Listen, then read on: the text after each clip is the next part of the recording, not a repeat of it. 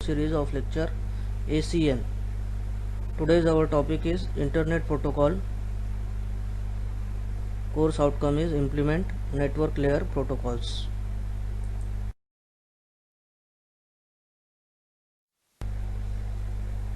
So what we have studied in the previous video, what is IPv4, what is address space and notations used in IP addressing, what is classful addressing, and what is classless addressing.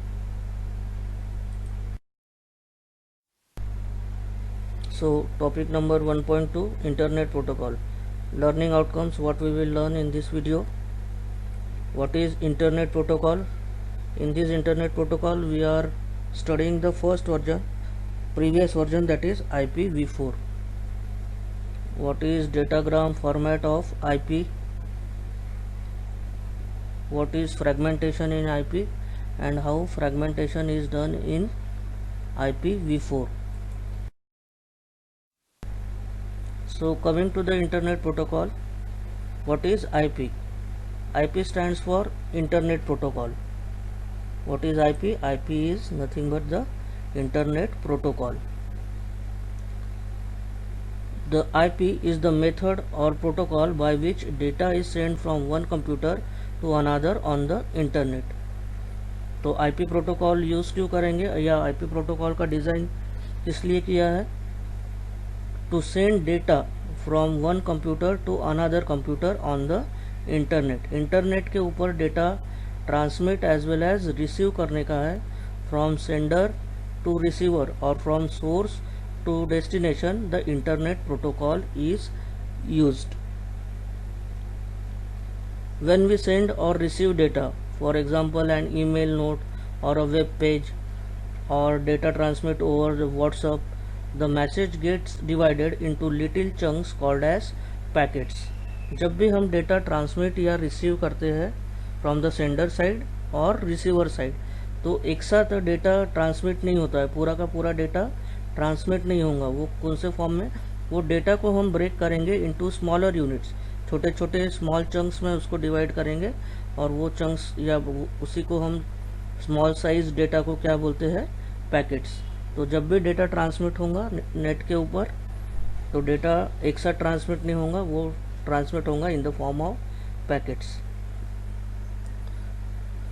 Several protocols are used on the internet. बहुत से protocol internet use करेंगे, including electronic mail. Electronic mail में two types of protocol generally use करते हैं, post office protocol and SMTP protocol, simple mail transfer protocol, and POP. SMTP is use to send the email whereas POP is use to receive the email. File transfer protocol, large volume of files है या बहुत बड़े amount में file transfer करने का है तो हम यूज़ करते हैं FTP protocol. HTTP, hyper text transfer protocol, ये सभी को पता है. WWW, world wide web, generally हम इसको यूज़ करेंगे. न्यूज़ के लिए हम यूज़ करते हैं यूज़नेट. न्यूज़ का मीनिंग है यहाँ पे large amount of data to be published online. Online publication या ऑनलाइन चैनल्स जो भी है उसके ऊपर न्यूज़ पब्लिश करने के लिए यूज़नेट प्रोटोकॉल यूज़ होता है. Gopher and Telnet, each of these has its own standard and uses. अभी ये बहुत से प्रोटोकॉल हम यूज़ करेंगे ऑन द इंटरनेट, बट इसका बेसिक क्या रहेगा? IP protocol.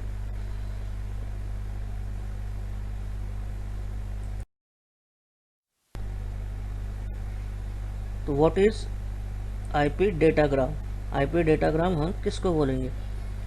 डेटाग्राम, ये वर्ड, ये कॉम्बिनेशन ऑफ टू वर्ड्स है, that is data and Telegram.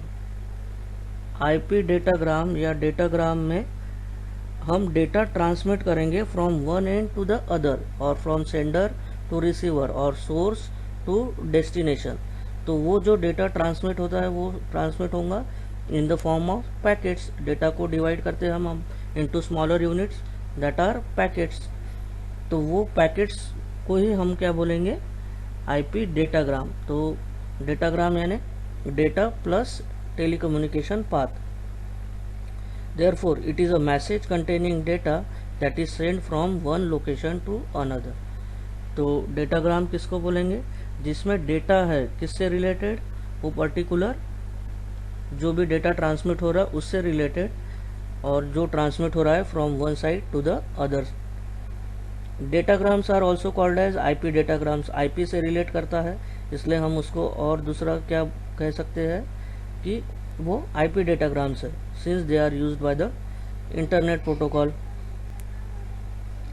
This protocol defines how information is send between systems over the internet. यानी IP datagram या IP protocol क्या define करेगा या क्या बताएगा कि इंफॉर्मेशन किस टाइप से सेंड होंगी between the source and the destination.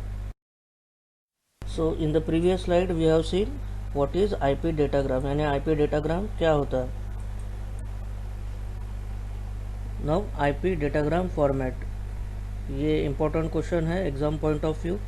तो आईपी डेटाग्राम फॉर्मेट में आईपी अपना कितने बिट का प्रोटोकॉल है? 32 बिट्स का। तो 32 बिट साइज का फॉर्मेट हमने ड्रॉ किए। इसमें नंबर ऑफ फील्ड्स है, जैसे version, header length, type of service, datagram length in bytes, 16 bit identifier, flags, 13 bit fragmentation offset. these are various fields in an IP datagram format. Time to live field है, upper layer protocol, header checksum, 32 bit source IP address, 32 bit destination IP address, options and our data. तो datagram format में IPv4 के ये सभी fields हमको draw करना पड़ेगा। ये सभी मैंडेटरी फील्ड्स है। तो इसका एक्सप्लेनेशन देखते हैं one by one. First one is version.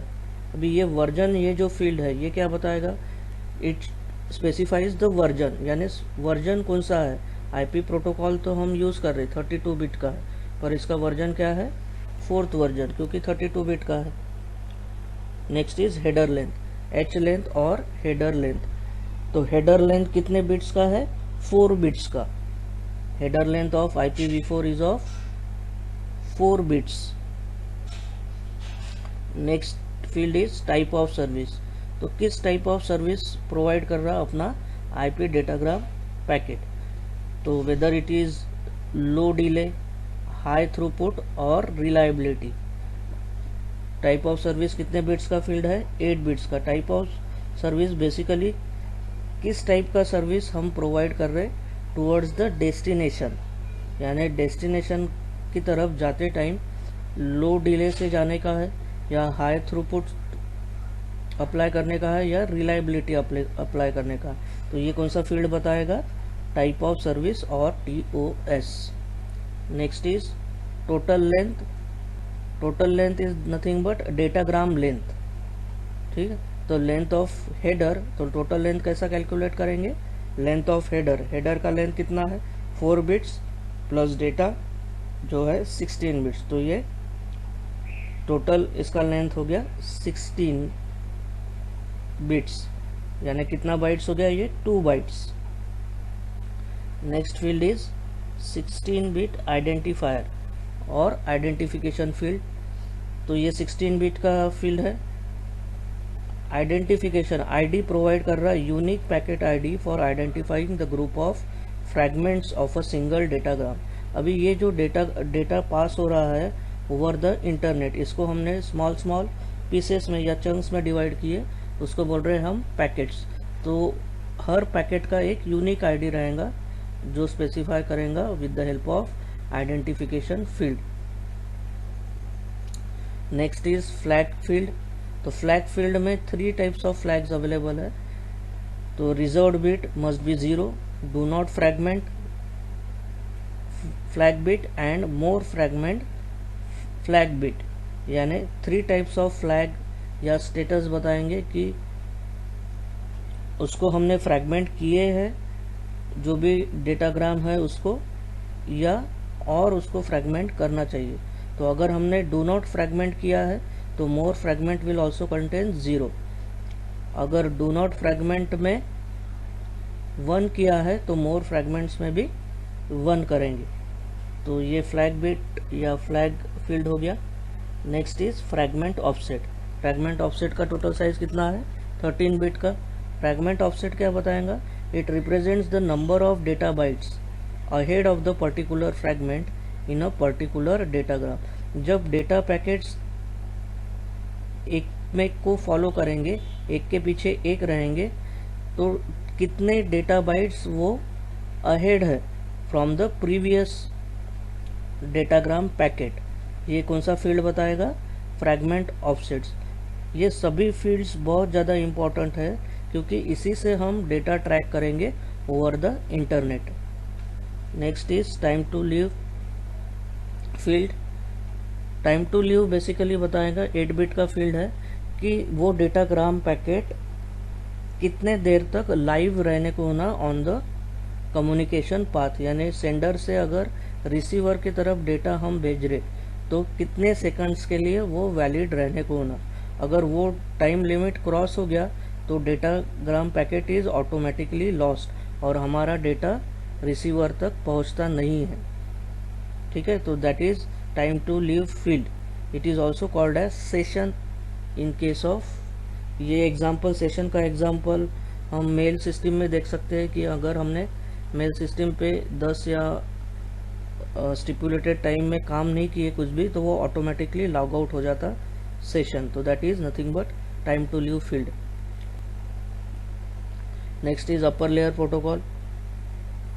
Name of the protocol to which the data is to be passed. IP के ऊपर जो भी लेयर है उसके कौन से लेयर के ऊपर हमको वो डेटाग्राम पैकेट फॉरवर्ड करने का है, वो कौन सा फील्ड बताएगा? Protocol field.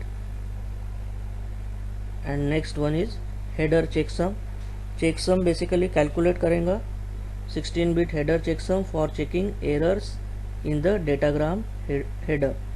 चेकसम ये टर्म हम यूज करते जब हम डेटा सेंड करते फ्रॉम सेंडर टू रिसीवर, तो वो टोटल बिट्स कैलकुलेट करेगा वो पर्टिकुलर डेटाग्राम पैकेट के, और सोर्स साइड पे और रिसीविंग साइड पे वो दोनों मैच होने को होना। अगर दोनों मैच नहीं हो रहे, इसका मीनिंग है कि डेटा पूरी तरीके से आया नहीं है रिसीवर के पास, तो वो स्पेसिफाई करता है अपना चेकसम। तो 16 बिट हेडर चेकसम, और अगर डेटा पूरी तरीके से ट्रांसमिट नहीं हुआ तो एरर मैसेज भी वो शो करेगा। Next is 32 bit source IP address.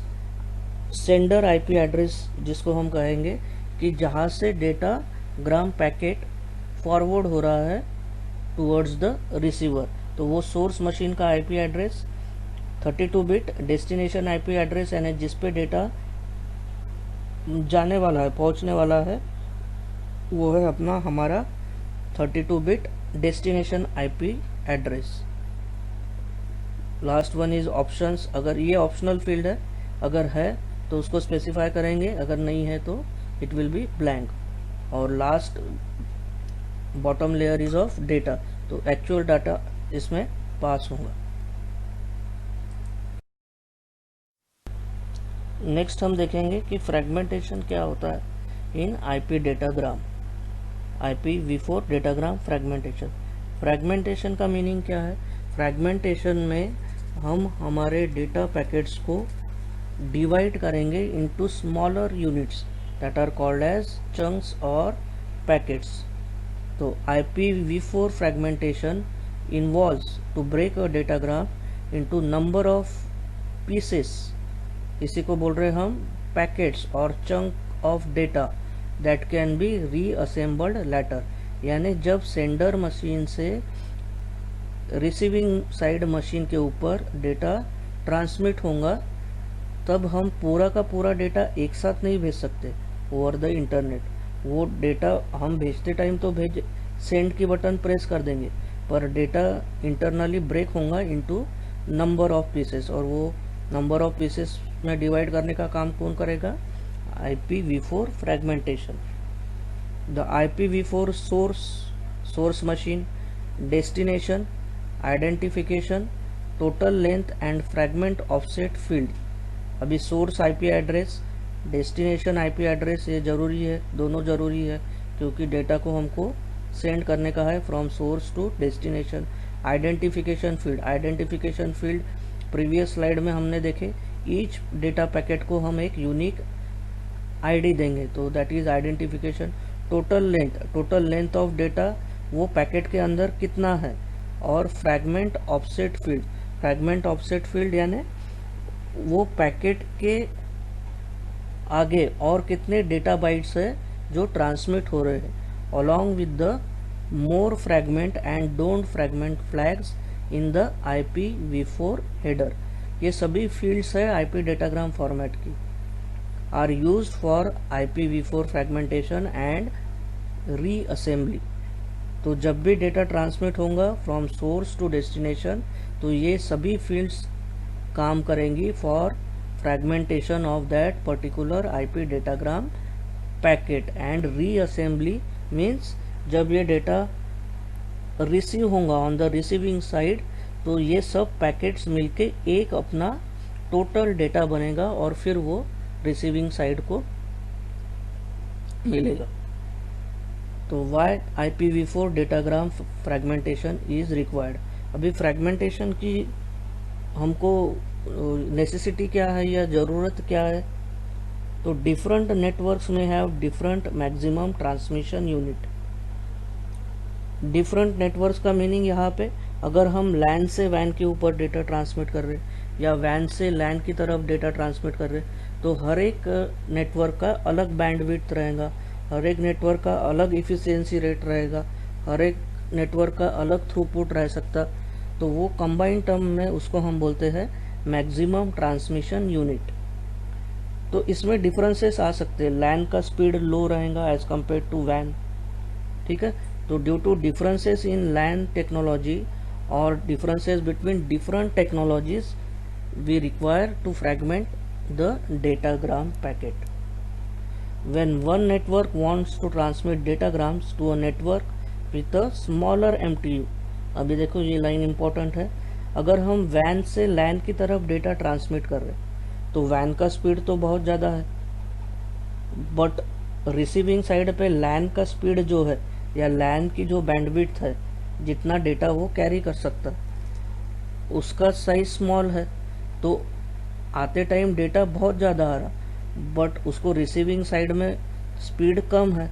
The routers on the path में फ्रैगमेंट, तो बीच में जो राउटर्स रहेंगे डिफरेंट नेटवर्क्स के बीच में, वो क्या करेंगे, depending upon maximum transmission unit, वो डेटा को या तो स्पीड अप करेंगे या उसको डिले कराएंगे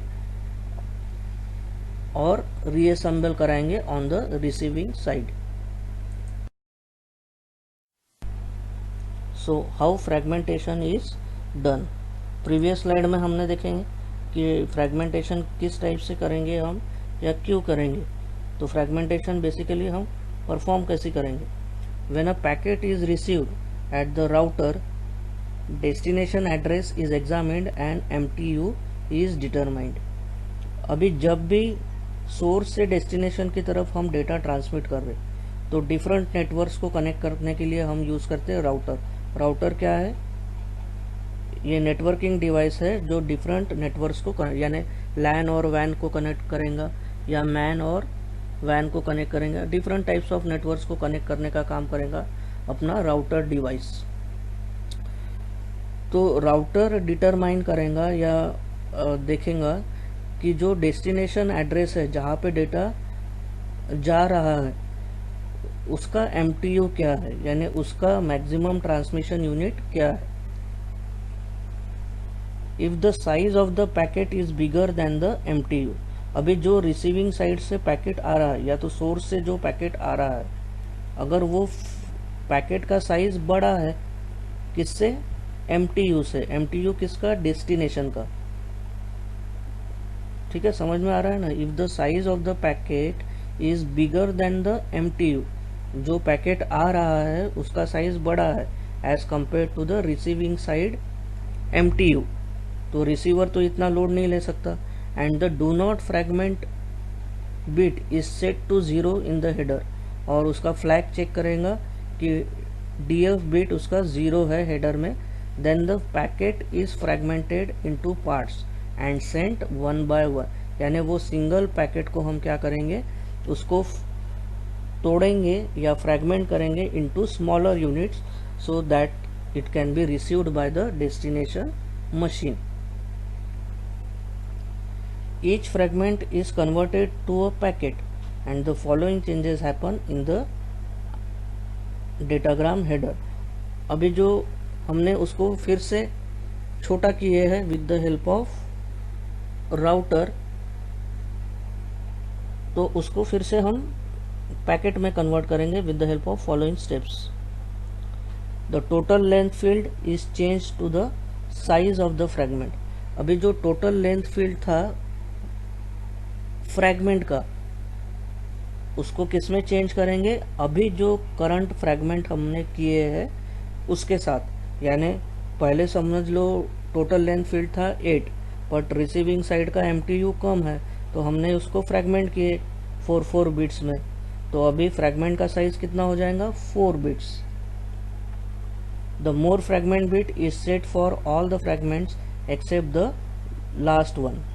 अभी जो सेंडर ने जो डेटा ट्रांसमिट किया है in the form of packet, तो उसमें जो MF बिट है या तो फ्लैग बिट में जो MF बिट है, मोर फ्रैगमेंट बिट, वो सभी को हम सेट करके रखेंगे. सेट करना यानी 1, और लास्ट वन को छोड़ेंगे. अभी लास्ट वन को क्यों छोड़ेंगे? अब अगर लास्ट वन में भी अपन ने MF बिट किए तो वो लास्ट वाला जो पैकेट जाएगा वो फिर से डिवाइड होगा इनटू नंबर ऑफ पैकेट्स, तो वो एक एक्सेप्शन रहेगा, तो उसको हमको छोड़ने का है. लास्ट पैकेट में हम MF बिट सेट नहीं करेंगे.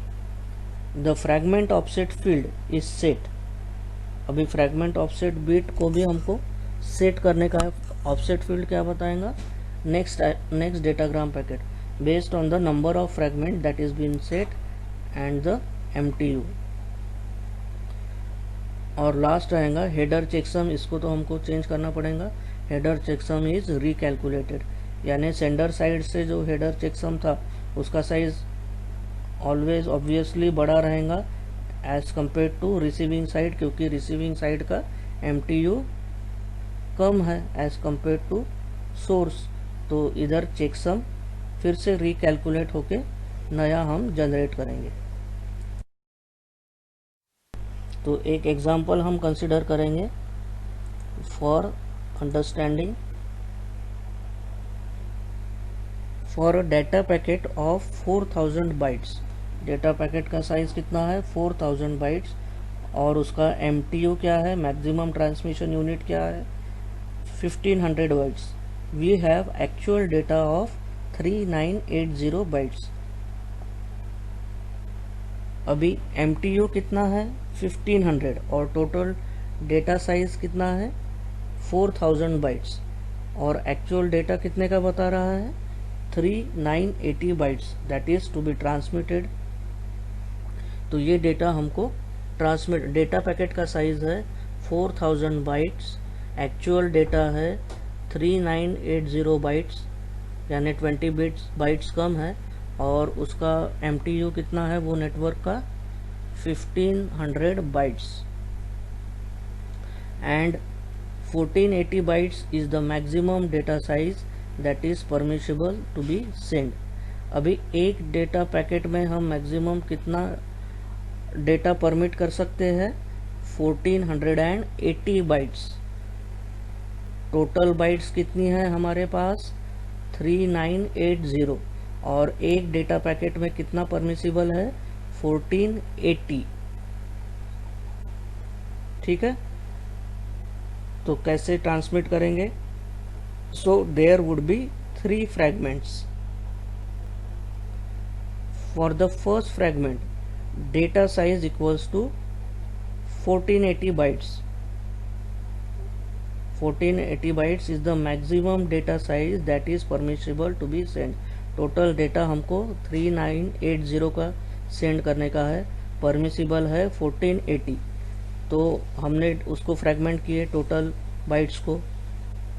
तो फर्स्ट फ्रैगमेंट कितने का बनेगा? 1480 का. ऑफसेट क्या रहेगा? 0. मोर फ्रैगमेंट यानी डेटा अभी भी बाकी है, इसलिए मोर फ्रैगमेंट फ्लैग को क्या किए हमने? सेट किए. नेक्स्ट अभी सेकंड फ्रैगमेंट बना तो उसका डेटा साइज भी क्या रहेगा? 1480 बाइट्स. ऑफसेट क्या रहेगा? 1480. ऑफसेट बेसिकली डिफरेंस दिखा रहा between the previous offset and current data size, और मोर क्योंकि और डेटा बाकी है तो एम एफ बिट भी क्या रहेगा, 1 रहेगा। तो 1480 प्लस 1480 यानी ये कितना हो गया, 2960 बाइट्स अभी तक हमने ट्रांसमिट किए। टोटल बाइट्स कितना ट्रांसमिट करने का है, 3980।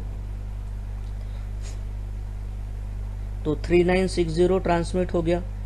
अभी बचा कितना था, 1020। तो थर्ड फ्रैगमेंट में क्या होगा, जो भी बचा है 1020 बाइट्स, वो उसका डेटा साइज हो जाएगा।